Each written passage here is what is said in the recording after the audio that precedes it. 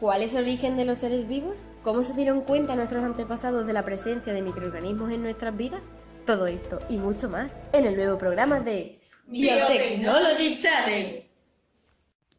El principio de la microbiología está marcado por el descubrimiento del microscopio, seguido del desarrollo de procesos como la pasteurización, la esterilización, el descubrimiento de la penicilina y muchos más descubrimientos no muy alejados de la actualidad.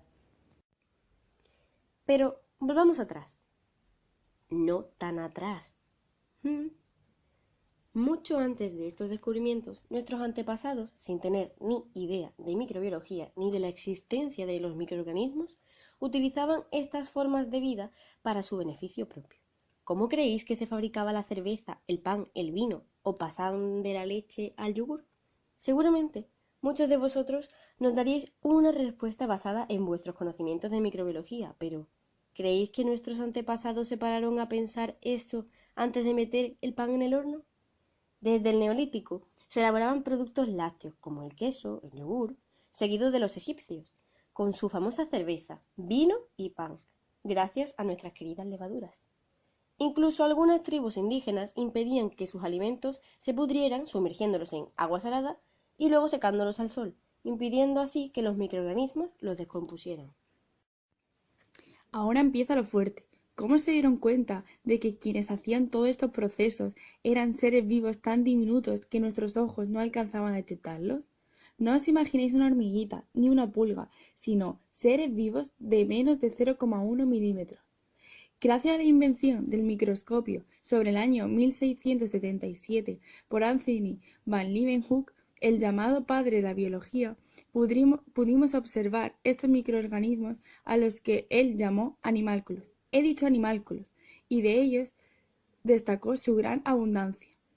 Aunque el protagonista de la creación del microscopio lo asociamos a este científico, no fue el primero en crear un instrumento así. Robert Hooke, unos años antes, fabricó un microscopio mucho más perfecto que el de van Leeuwenhoek, pero esto es otra historia. Ya es hora de investigar de dónde salen estos microorganismos que tanto nos han ayudado y que no pueden salir de la nada. Esto se fue descubriendo poco a poco durante el desarrollo de la microbiología. Primero, Francisco Redi, en el año 1668, realizó un experimento en el cual sometía un filete de carne a 3 situaciones diferentes en diferentes frascos. En el primero puso el filete en el frasco abierto y crecieron larvas de moscas. En el segundo puso una tela como un filtro y aparecieron larvas, pero esta vez en el filtro, no en la carne que estaba podrida. En el último puso la carne en el frasco totalmente cerrado y no aparecieron larvas, pero la carne se pudrió. Con esto demostró que la hipótesis de la generación espontánea era errónea. Esto lo llevamos al mundo de la microbiología con científicos como Spallanzani, que realizó un experimento como el de Redi, en el cual, en lugar de utilizar un filete, utilizó zumo, y del que dedujo que lo que alteraba el alimento era el contacto con el aire. Luego, otros científicos como Appert, Lavoisier o Schultz siguieron haciendo avances sobre este hecho y se acercaban poco a poco a la respuesta definitiva. Finalmente, Pasteur consiguió la respuesta definitiva. El aire contiene cuerpos organizados responsables de los cambios en los alimentos. El experimento que realizó para llegar a esta conclusión fue uno muy parecido al de Spallanzani con el zumo. En un matraz vertió caldo y curvó el cuello del matraz.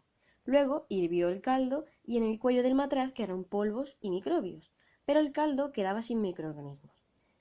Después dobló el cuello del matraz de forma que el aire pudiera llegar hasta el caldo, por lo que los microorganismos lo contaminaron.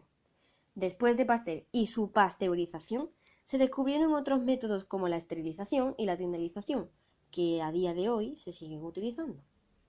De Miller y Urey en el año 1953.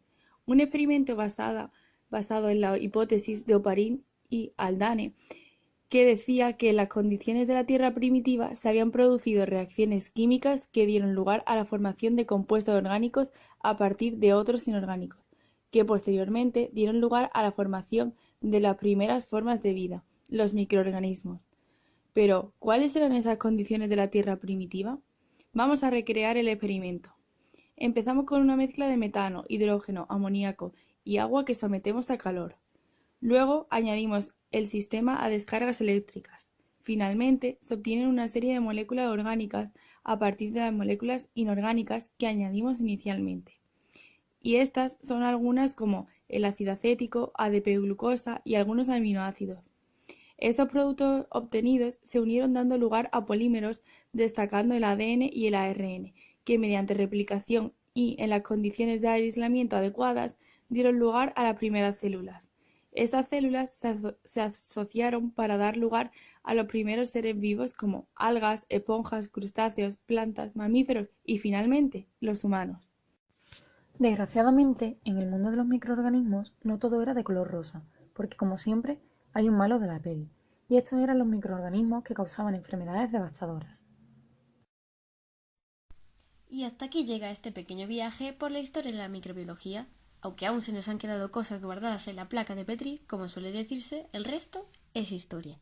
¡Hasta la próxima!